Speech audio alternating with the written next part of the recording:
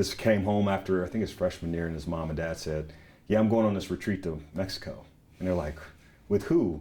And it was like Father somebody from a church in Iowa City. So yeah, so he was pretty unique. So yeah, interesting. Yeah. Well, let's start by talking about Kris. I mean, I just want to hear about your relationship. If you came to the team in '92, you would have just had whatever half a season or so playing with Kris. So how well did you know him when you played with him? Yeah, well, our relationship started when I was actually a recruit. Mm-hmm. So when I came on my visit, Kris was one of my hosts, and so I went to class with him, and so we really connected like through the visit. It was super funny because on Sunday after we ate breakfast and I was leaving, and he just like, I'll see you in the fall, and I was like, yeah, I mean, I knew then that I wanted to come, but a big reason was just kind of his personality and how he gravitated to me, I gravitated to him.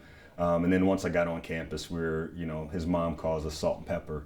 And I was always with him. He was kind of that player that took me under his wing. And so we got really close really fast. Yeah, it's so interesting because Jess honestly said some of the same stuff about like, he was kind of nervous about like, oh, is that where I need to be, or is that who wants me? And he said Kris Street was a big part of what convinced him to come to school too. Do you think he did that for more than even you two guys did that for a lot of folks that came to Iowa? Absolutely. I think the way he played really resonated with a lot of Iowa players, and they saw this kid from small town Iowa live out his dream playing at Carver, and so I think he inspired a lot of kids who were homegrown to come to the university in Iowa and play basketball or football or whatever it was. I think he just was someone that just exemplified what Iowa's all about, and I think that's why so many people connected with him and resonated with who he was and how he played.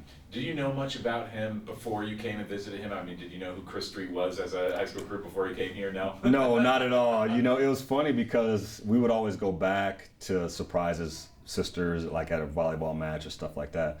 But you just kind of I would see his room and all the accolades, and I was like, oh man, you're pretty good. You know what I mean? I mean, he wasn't a McDonald's All-American like I was, but I mean, the accolades and everything that he had growing up here was unbelievable. So I got to know that part of him, obviously, in the short time that we were together at Iowa. Yeah. So it sounds like, I mean, what you were just talking about, him going on these humanitarian trips and stuff, there's a lot of that to Kris as well that maybe even I didn't know about. So is that something that you saw in him, or I mean, how much of a part of his life was that aspect?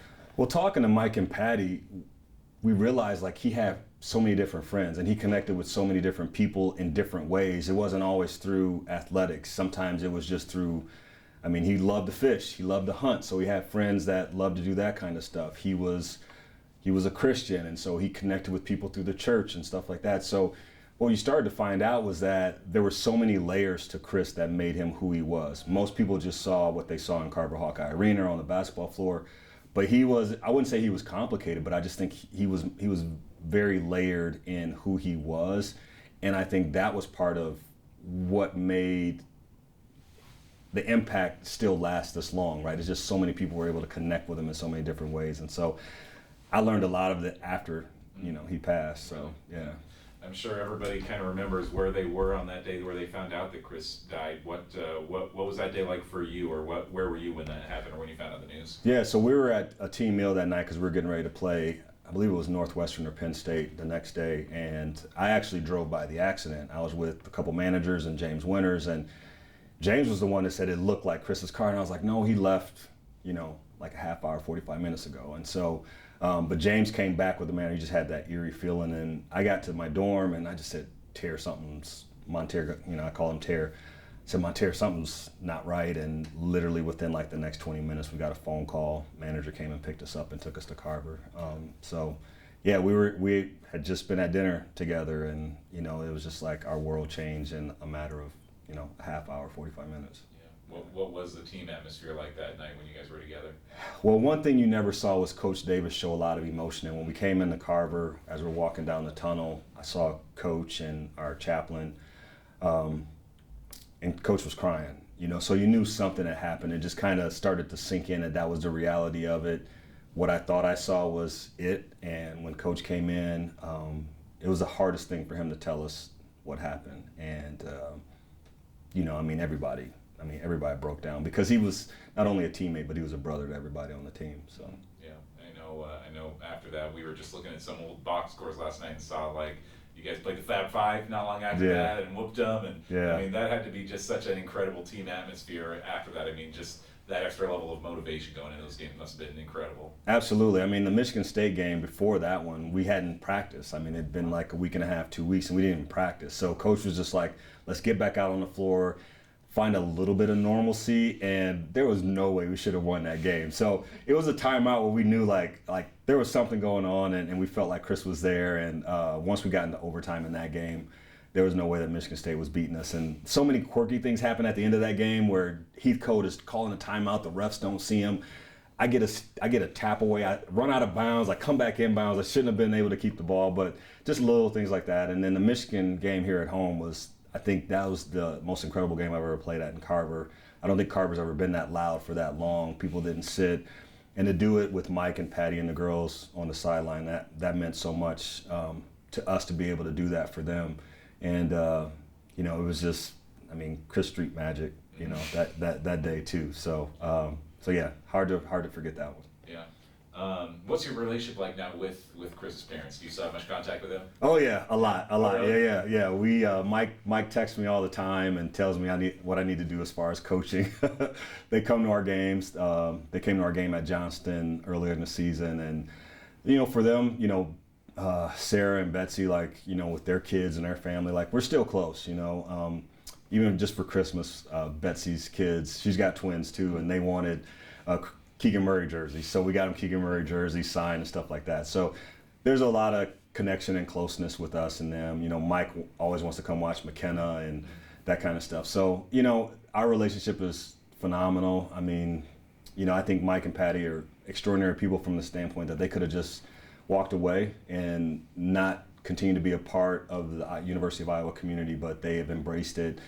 They've kept his memory alive, and I admire them for that, because they've shown so much strength to be able to, though tragic and sad at times, they've been, the best people to carry on his legacy and to make sure people remember just how great he was. And yeah, it's a pretty special relationship to this day.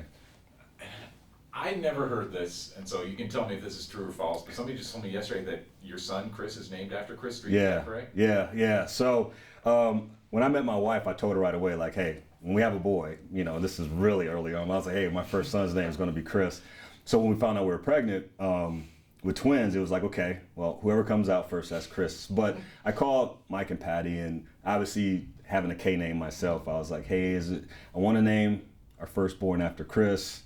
I want to change the spelling of it a little bit. And Mike and Patty was like, hey, it doesn't matter how it's spelled, it's just the tribute to him, and I think, he'll love it either way. So that's what it was. It was a conversation where I called them and told them, and yeah. Does that resonate with Kris even more than maybe Kris Street would resonate with Keegan? I mean, the fact that he's named after him, do you feel like Kris connects with that a little bit more? I think they both connect to it because they grew up with the stories. We watched film. We played in the Kris Street tournament in Indianola. I think being a namesake, it probably resonates with him just a little bit more. But I think being his twin, Keegan understands the importance of that and what it means to Kris, what it means to the Street family. I think they both look at them together as a tribute to Kris from their standpoint. But yeah, no, I think Kris understands it, and I think he's embraced it. And he really, if you watch him play, he plays the same way. It's, he always plays hard. He's always in motion. He shows a little bit more emotion than Keegan did. So I think in that respect, maybe there's a little bit different connection with Kris to Kris Street than maybe, but I think they both understand it. Yeah. Can you talk a little bit more about why that was so important to have your firstborn named after Kris? Why that was something that you knew you wanted from day one with your wife? Yeah. No, just because he was my best friend, and I know he was a best friend to a lot of people, but for me, what better way to honor a best friend than to have a namesake, name your firstborn after him. So for me, it wasn't, I remember, gosh, I can't remember, it was before I met my wife too, and some of the girls that I dated previously, it was when I have a kid, his name's gonna be Kris. So that was one of the first conversations my wife and I had. It was hey, I don't care what you think, our first son is gonna be named Kris. So yeah.